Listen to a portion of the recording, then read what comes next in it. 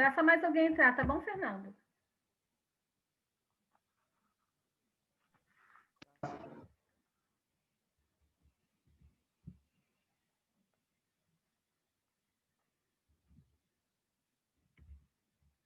Então, vamos lá. A porta, né? No caso, a porta de saída é aquela forma de contágio. Então, a gente pode colocar como Covid, que é através de gotícula, que é a forma mais confirmatória que nós temos no momento. Forma de transmissão, né? Que pode ser contato direto ou indireto, ou outros fluidos. Né? Quando a gente bota contato direto e indireto, a gente pode pensar naquela contaminação quando a gente teve o H1N1, né? Que as pessoas realmente ficavam afastadas uma da outra, mas, porém, entretanto, né? Não sei se vocês lembram, na hora de abrir a porta do banheiro do shopping, né? Tinha que abrir com um papel, tinha que colocar pelo menos no cotovelo. Então, isso a gente utiliza como contato direto e indireto, tá? Vocês podem ter, né, o contato direto e indireto, caso pegue alguma prescrição do paciente, para poder confirmar aonde é que vai ser realizado o raio-x. Então, aquilo ali acaba sendo como uma fonte também de contato indireto, tá? Porta de entrada, que é o trato gastrointestinal, trato urinário, trato respiratório, pele não íntegra e mucosa. É onde o vírus, fungos, protozoários, né, eles ficam depositados, localizados. Então, a gente sabe que o COVID, ele acaba se alojando aonde? No trato respiratório, tá? Tuberculose, no trato respiratório. Então, através disso, né, onde tem a disseminação, se você, a partir do momento, não tomar as precauções devidas. Hospedeiros suscetíveis nada mais é que são os imunodeprimidos, idosos, né? Esse RN que significa recém-nascidos, tá? Queimados e cirúrgicos, queimados, né? Porque tem uma porta enorme aí de entrada, em grande queimados, e cirúrgico também, né? Então, ele acaba, dependendo do procedimento cirúrgico, ele acaba ficando muito debilitado. Então, ele acaba sendo, né, suscetíveis aí a esses hospedeiros, tá? Esses agentes infecciosos, desculpa. Bom, a comissão de infecção hospitalar, ela é conhecida como CCIH, tá? Nada mais é que eu posso afirmar para vocês que dentro de uma unidade hospitalar, né, vocês vão precisar seguir também o protocolo.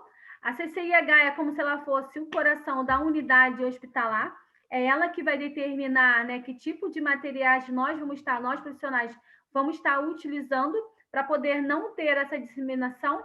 Então, hoje, para o controle da Covid, né, o profissional que atende aí muito paciente, ele precisa trocar a máscara simples a cada 2 horas, tá?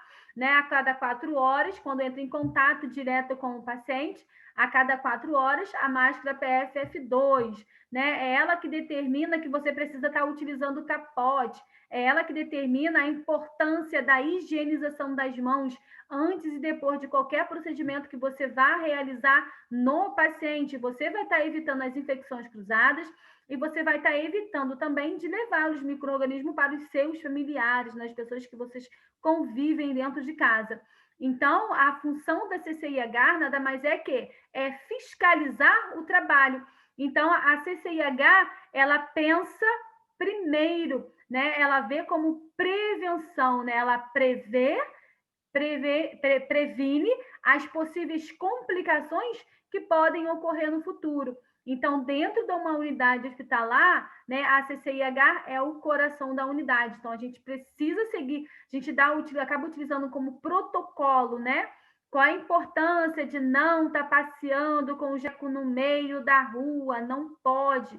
Jaleco só pode ficar restrito a unidades que trabalha. Passou daquela unidade, né, daquele setor que você atua, você precisa estar retirando o jaleco. O jaleco é uma fonte de contaminação, tá? Quando se chega em casa, precisa tirar a roupa, né? Se possível, na varanda, colocar direto na máquina, botar de molho, para poder não contaminar os outros familiares. Então, a CCIH, ela acaba visando dessa forma, ela prever e prevenir e previne as possíveis complicações, tá? Não vou ficar lendo, não. Algumas coisas aqui eu vou falando, tá? Sem problema nenhum. Meninas, já falo, tô bem dando aula. Conseguiram entender? CCIH? Sim, não, talvez?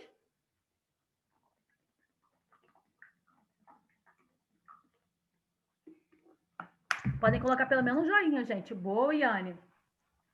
É assim que se Sim. fala? Iane. Iane. Pode botar outro joinha, né? Show. Gente, esse negócio de ficar falando com o computador e você não responder, eu vou te falar uma coisa pra vocês. Ô, meu Deus do céu, é se adaptar ao novo ao normal, é se reinventar o tempo todo. Mas vamos lá, tá?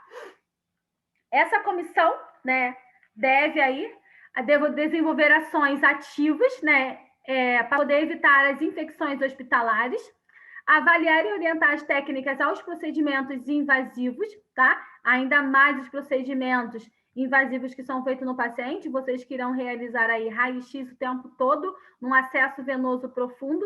Então, ela vai determinar, né, onde, como que vocês devem manipular esse paciente, vocês precisam estar paramentados para poder encostar no paciente, ainda mais se ele for prematuro, não tem jeito, né? Depende da área que vocês forem atuar aí, tá? Então, acaba mostrando para vocês, né, o passo a passo que vocês terão que estar fazendo para poder não ter essa infecção, tá? Participar da equipe de padronização, né, de medicamentos, a gente pode tirar, prevenir e controlar as infecções ou as infecções hospitalares.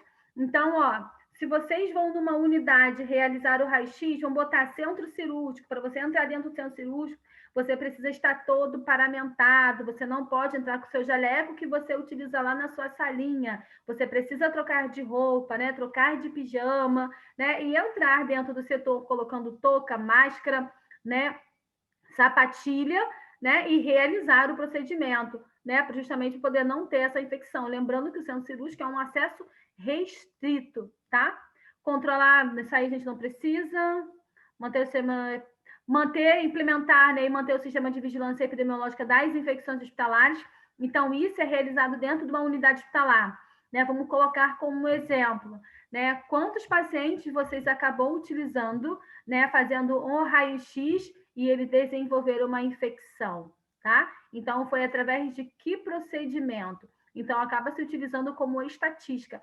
Sempre depois do procedimento cirúrgico, o paciente ele sempre desenvolve isso. Então, a CCIH, ela acaba fiscalizando. Quando o paciente ele tem essa infecção hospitalar, a gente sempre vai relacionar a determinados procedimentos que foram utilizados. Então, a CCIH ela vai mudar o seu plano de ação para poder surgir um novo protocolo para poder justamente evitar essas infecções, tá?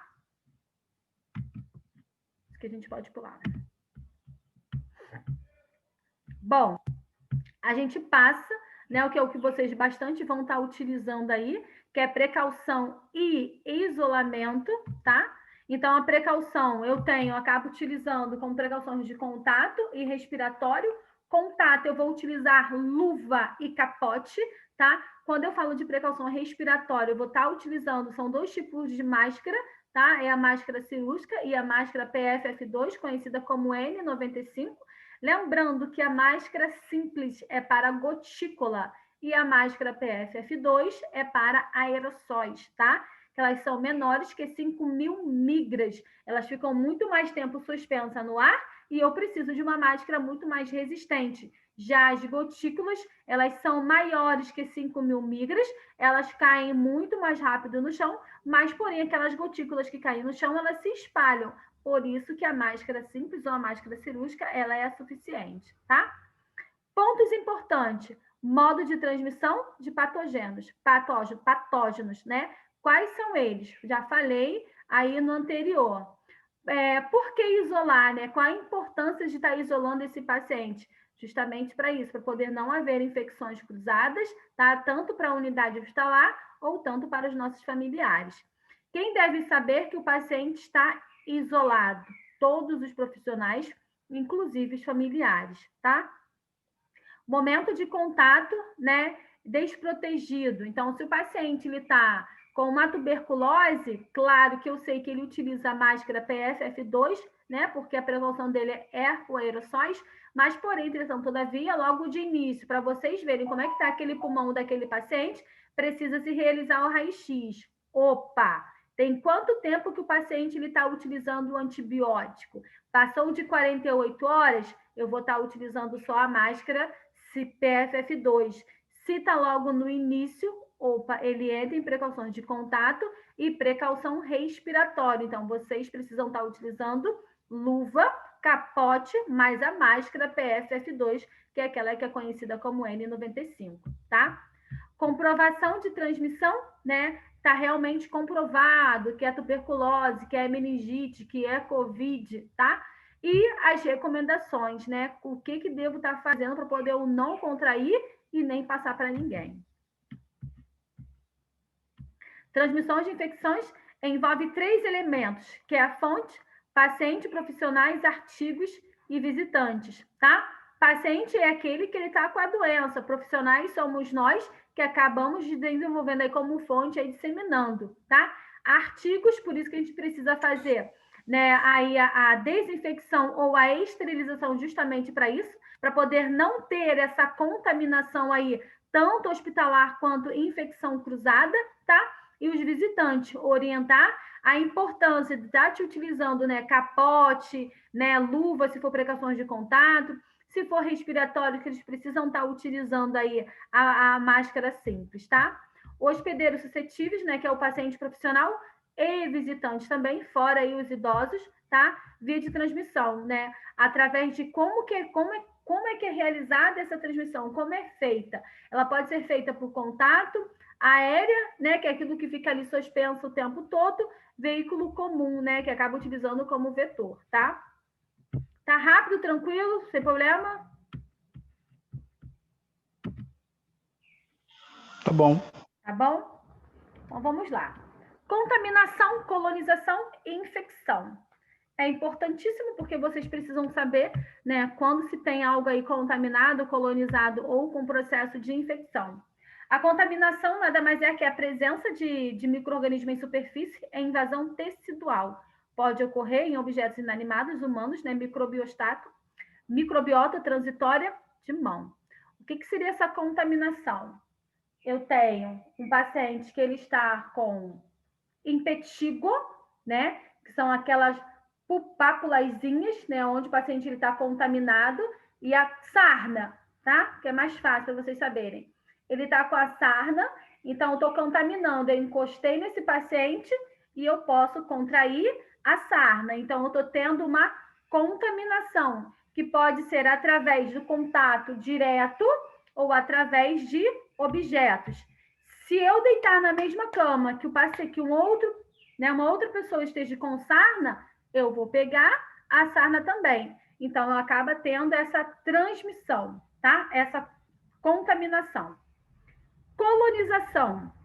Crescimento e multiplicação de micro-organismos em uma superfície epiteliais, hospedeiros sem expressão clínica imunológica. Pensem numa lesão, tá? Ferida, machucado, tá? Contaminada. Só que ali no meio dela tá cheia de secreções, pus, empiema, tá cheio daquelas secreções ali.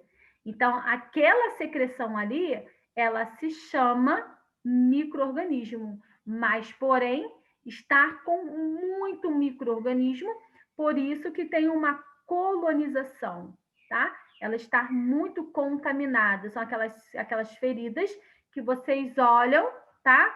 Que é precisa fazer, né? Vamos botar uma lesão que vocês precisam saber se atingiu a proeminência óssea ou não, a profundidade. Então, se realiza o raio-x. E ali vai se observar que tem o quê? Uma colonização, tá? Lesão, muitas das vezes, se você não consegue ver, porque o tecido ali ele está de necrose, então você não consegue ver leito da lesão, né? Porque eu tenho o tecido ali morto, mas, porém, por dentro eu não sei como é que tá. Realiza o raio-x e vê como é que tá ali dentro daquela lesão, onde a gente acaba utilizando como debridamento, né? Pode ser autolítico ou cirúrgico. Você acaba tirando aquela pele, né, de necrose, tá? E aí eu vejo o leito da lesão. Infecção, danos recorrentes da invasão de multiplicações, nada mais é que a infecção é quando você tem uma escoriação, né, que são aqueles arranhões, e em volta começa a ficar o quê? Eperemiado, começa a ficar avermelhado, né? Começa a ter, no leito da lesão, começa a ter umas papulazinhas, né, de secreções, de pus. Então, ali eu utilizo que meu processo está tendo um processo de quê? De infecção, tá? Conseguiram entender? infecção, colonização e contaminação? Boa.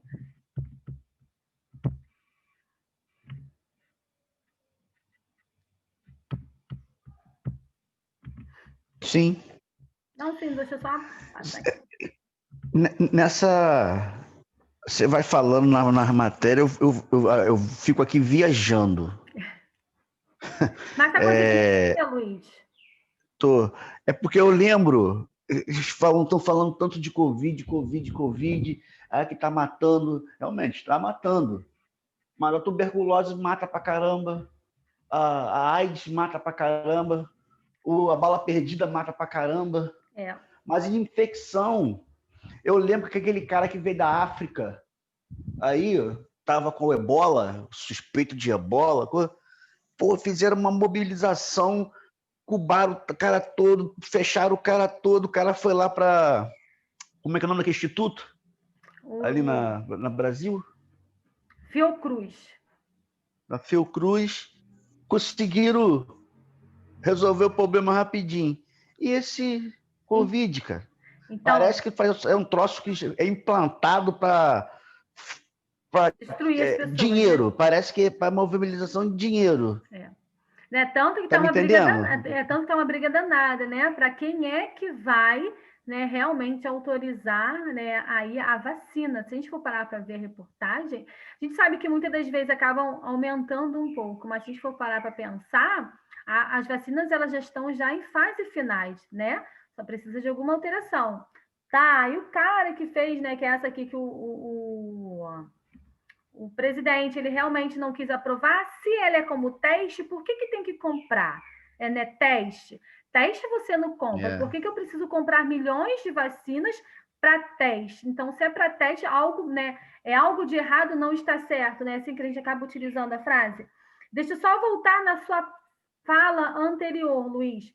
O ebola, né? Eles já sabiam como lidar com o ebola, o tipo de tratamento, aquelas coisas todas.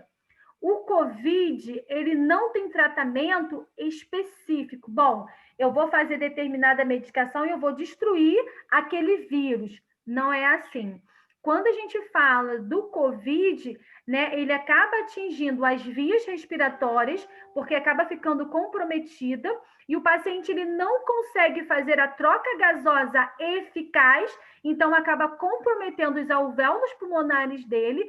Se ele tiver, né, doença e recorrente, doenças crônicas, se ele for imunodeprimido, aí piorou mais ainda. É diferente de eu ter hoje, né, o tratamento da AIDS, o tratamento da tuberculose. Matou tanto quanto? Eu vou dizer para você que pode ter chegado um pouco próximo até descobrir. Mas em menos de 8 meses, olha quantas, já acho que chegou a 20 milhões de pessoas, né? Olha quantas pessoas já foram ao óbito. Não tanto quanto tuberculose, ebola, H1N1 e o ebola, ainda teve ebola, que ele ficou gripe espanhola, desculpa, a gripe espanhola que ficou por 2 anos. Então, o Covid, né, querendo ou não, pode ser o marketing, mas também pode ser muita briga, realmente buscando aí o lado financeiro, tá? Então, a gente vai tratar do Covid em si, a sua parte respiratória. Opa, paciente, ele não consegue fazer a troca gasosa eficaz. Então, se ele não consegue fazer a troca gasosa eficaz, eu não vou conseguir combater o vírus, mas eu posso melhorar o quadro respiratório. Então, o que os pacientes utilizam muito? Respirador, porque já que ele não consegue fazer a sua troca gasosa sozinho, ele precisa de uma ventilação mecânica. Então, investiram na ventilação mecânica, levaram pau no início, né? Porque compraram aí peixe, sei lá por quê, né? Trouxeram um carrinho de anestesia que não tem nada a ver. Carrinho de anestesia, o anestesista ele utiliza para poder entubar o paciente, para poder realizar o procedimento cirúrgico. Mas, porém, ele não tem essa durabilidade igual esse carrinho de ventilação mecânica. Então, ele vai tratar, né, aí o COVID, mas, porém, precisa combater aquela bactéria, que é o que está tentando descobrir para poder estar eliminando o quê? Esse vírus. tá? Então, essa é a diferença.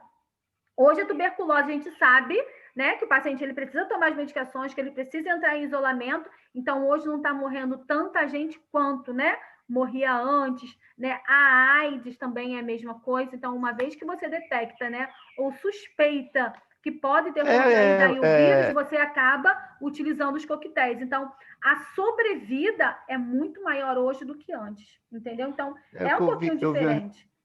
Eu vi uma reportagem falando que é mais fácil você morrer de câncer, morrer de qualquer outra coisa do que morrer de AIDS. Sim, porque o tratamento hoje está potente. Então, quando você consegue sobreviver tranquilamente a partir do momento em que você faz a utilização dos coquetéis, né, corretamente. Claro que no início a pessoa ela se sente muito mal por conta das medicações. Mas se a gente for parar para ver, está quase descobrindo a cura da AIDS. Entendeu? Falta pouco. Entendeu? Essa é a diferença. Meningite, né? Eu que trabalho em unidade hospitalar, né? Criança, meningite tem muito. A gente pega muita criança com sífilis também, porque a gestante ela não faz o pré-natal. Então, por ela não fazer o pré-natal, por ela ter múltiplos parceiros, né? Acaba contraindo aí o vírus da sífilis e não sabe, né? De quem pegou, como pegou. E quando a criança, muitas das vezes, nasce aí com má formação, tá? E o índice maior de sífilis congênita é em Caxias, tá? Eu sei porque a última pós que eu fiz, né? Eu fiz um trabalho sobre sífilis congênita, então a gente mapeou, né? Para poder saber. E o índice maior aí de sífilis é em Caxias. E aqui em Pimentel também nasce bastante, tá? Crianças com sífilis. Então, assim, é muito complicado, né? Ou é marketing ou realmente é muito dinheiro que está envolvido relacionado ao Covid.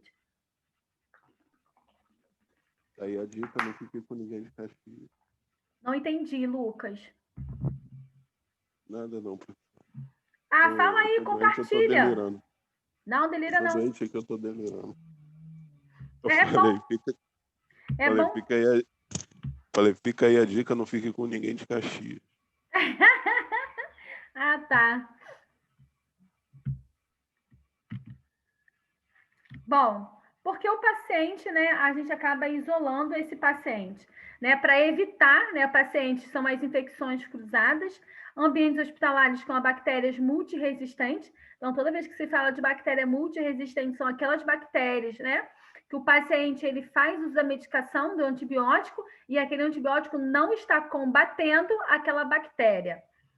Ou, né, a bactéria ela acaba sendo multiresistente a partir do momento em que muitas das vezes os médicos ele acabam passando medicação errada. Então a bactéria ela vai surgindo aí ficando mais resistente. Ou, porém, entretanto, que na maioria dos casos ocorre isso, quando o médico ele passa um antibiótico para casa e ele determina que você faça uso de 8 em 8 horas. Então, um exemplo, 14, 22 e 6 é o horário que você vai estar fazendo o seu antibiótico. Opa, 14 horas eu consigo fazer de boa, mas 22 horas acho que eu vou estar em casa, então eu consigo fazer.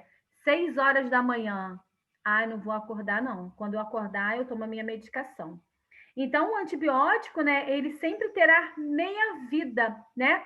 A gente utiliza como 30 minutos, então até 30 minutos você pode fazer uso do antibiótico. A partir do momento em que ele perde essa estabilidade para receber uma nova dosagem, ele perde, né, o efeito e começa a ação toda de novo. Então, se ele prescreve um antibiótico de 7, 10 a 14 dias e ele bota no horário de 14, 22 e 6, que é de 8 em 8 horas, quando você deixa de fazer no horário em que o pico, né, ele precisa ser reposto, ele acaba perdendo essa estabilidade.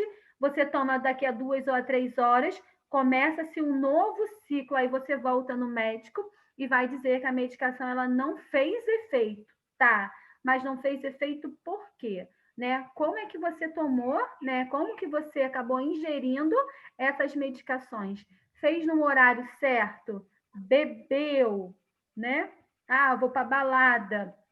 10 horas dá para poder tomar o remédio, vou para balada. Mas, porém, né? Lá eu vou beber um negocinho, então acaba perdendo essa estabilidade das medicações. Então, as bactérias elas acabam pegando resistência, acabam pegando força justamente por conta disso. E também é o que vai levar aí a sepsemia, né? Que é uma infecção generalizada, tá? Então, são N fatores que podem estar levando aí essas bactérias multiresistentes, é onde o paciente ele precisa ficar isolado. Quando as bactérias elas acabam ficando resistentes, né, nós temos diversas, que é a Marsa, KPC, Klebsiella, né, Escherichia coli, tá? São das vias respiratórias, Marsa, KPC, e vocês precisam realizar o raio-x e vocês precisam estar altamente paramentados, porque essa bactéria, ela pega. Então, é o que eu vou sempre sinalizar para vocês. Vocês não podem desenvolver, mas vocês podem passar para alguém da casa de vocês. Então, por isso que é importante a paramentação, por isso que é importante fazer os usos de EPI, né, adequado, corretamente, justamente por conta disso. A gente precisa prevenir, né? Talvez se o Covid tivesse falado antes, lá na China, como é que era feito, talvez não teria essa disseminação. Ou, né, se o nosso digníssimo ex-governador, se ele não tivesse, né, liberado aí o carnaval, talvez teria sido muito melhor, né, ele ter bloqueado, mas não. Se vocês for parar para pensar, acabou dando um boom, carnaval foi no final do mês, quando chegou dia 12, dia 13, né, ninguém poderia mais, né, ir para a rua, porque teria que fazer o isolamento social. Então, acho que o boom aí, né? Ou ele perdia, né? Mas agora já perdeu, trocou 6 por meia dúzia, né? Mas ele poderia ter bloqueado o carnaval, talvez a gente não estaria, né, do jeito que nós estamos hoje. Mas, enfim, não adianta agora mais tirar pelo leite derramado, tá? Pacientes suscetíveis, tá? Controle de infecção hospitalar, né? Que pode ser através de objetos ou não.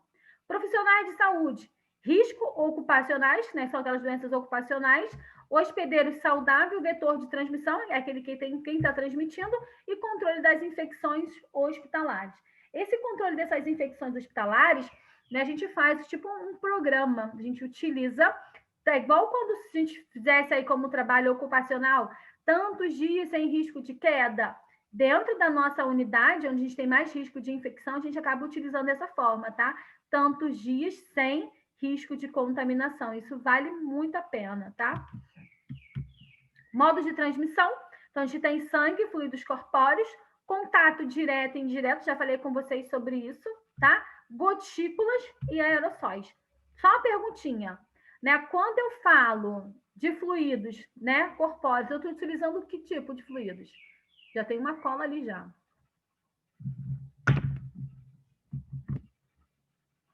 Ah, gente, vamos falar, vamos compartilhar informações.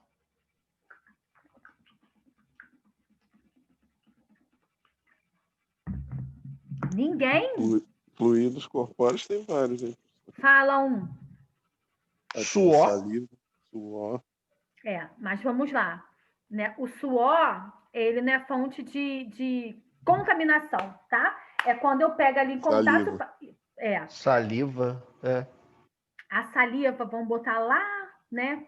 Vamos pensar pequenininho primeiro, né? A saliva pode ser através de amidalite, que é aquela troca na hora do beijo, na hora do carnaval, beijou um, beijou outro, acabou pegando uma amidalite viral, tá? O próprio sangue mesmo, né? Um corte, um ferimento. Sangue mesmo, que é um dos maiores fatores, tá?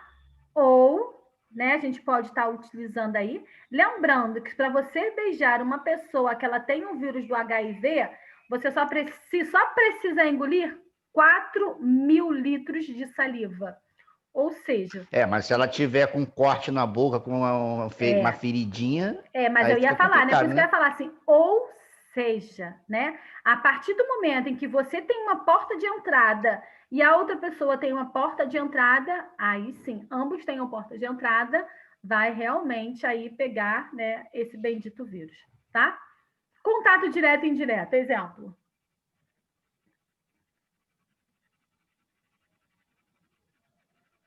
Eu até citei uma doença. Doença? Uhum. Contato direto. A tuberculose?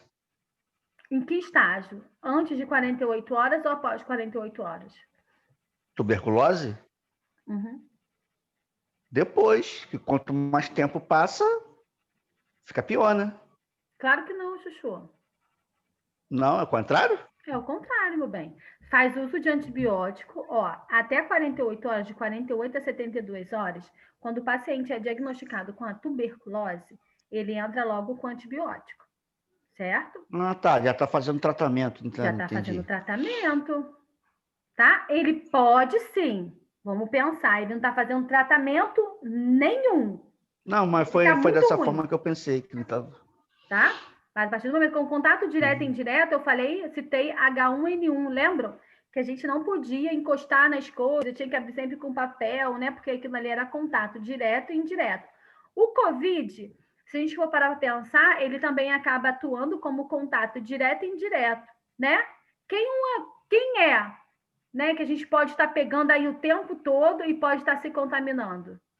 A gente não vive sem ele, né? Infelizmente. Celular. Não, mas o celular não passa de mão em mão, né? Não passa na mão de todo mundo. Quem é que passa na mão de Olha todo bem. mundo? Dinheiro? Dinheiro. Então, o dinheiro ele acaba utilizando como contato indireto. Até ele chegar na tua mão, tu sabe por onde ele passou?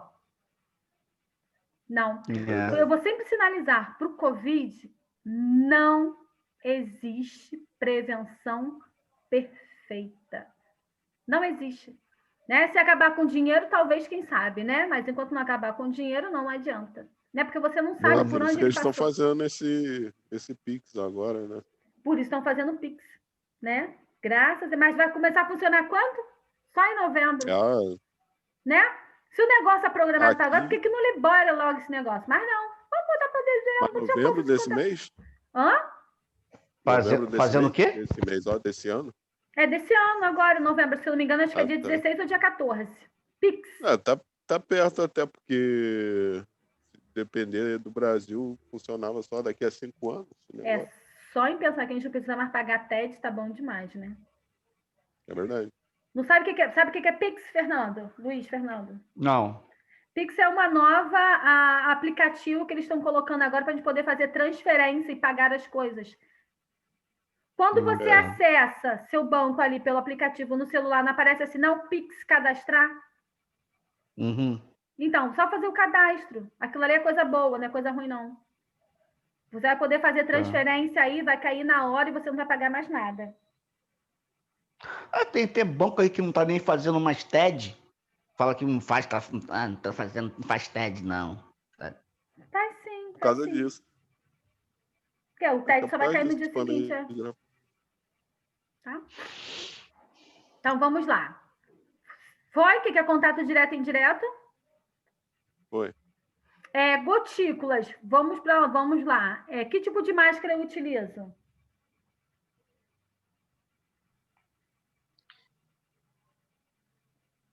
Você falou Pra gotículas? gotícula cirúrgica, né? É? A cirúrgica. Eu estou te perguntando. É? E aquela outra que você falou que é mais grossa, coisa para. Você falou até um nome aí que eu não consegui gravar. Já é. PFF2. É que uma é pro jato, né? E a outra é para gotícula. Um é para aerossol. E É, outro para o gotícula. jato, né? Isso. Quando a pessoa espirra, não vai sair aquele Aqueles fluidos. fluido, correto? Correto. Boa, Luiz. Eu estou te perguntando. É? Aí tem que dizer. É, professora. Não, a cirúrgica é, porque é para gotículas. Isso. As gotículas elas são maiores ou menores que 5.000 micras? Putz. Menores, né? É? É? Sei Não, lá, entende? não depende. Não. Não, eu falei assim, sei lá, entende? Entende. Entendi, depende. Então, Hum. vamos lá. Quando eu falo de gotículas, né? Eu penso em que tipo de máscara, Luiz? Gotículas, as cirúrgicas. A cirúrgica, aquela simples, né? Isso, Então, tu tá imaginando ela como ela é? tô. Então, vamos lá. Vamos lá para aerossol, tá? O que era o sol, Uhum. professora? Eu não Aerossol, sei. nós temos a aerosol, tá? Que é de desodorante.